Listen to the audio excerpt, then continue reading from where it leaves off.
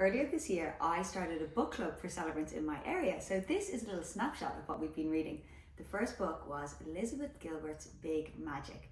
Now, when I first stepped into the world of being a celebrant, I didn't really consider myself that creative, but now I have come to realize that that is exactly what I am, and now I wear that label like a badge with pride.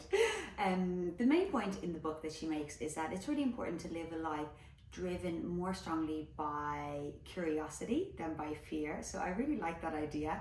And overall, Elizabeth Gilbert's book, her insights and inspiration on embracing a creative life, they really hit the mark for me. So I would give this book a solid 4 out of 5. The second book that we read was James Clear's Atomic Habits. Now, you've probably heard of it.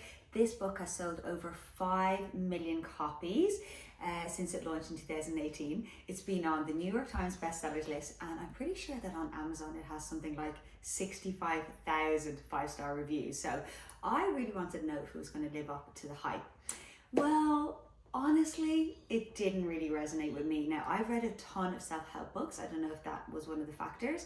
I can kind of see that other people might find value in his concepts and his strategies.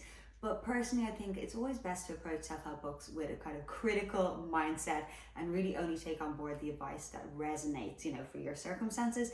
So for me, I would only give this book 2 stars out of 5.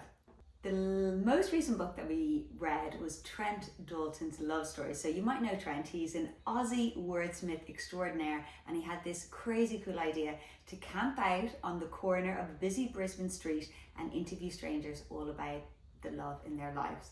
To be honest, I can't help but wish that I had come up with this idea, but look, in truth, even if I had, I wouldn't have been able to execute it anything like the way that he did. This guy has unbelievable storytelling skills, and he really restores your faith in humanity because he talks about all different types of love.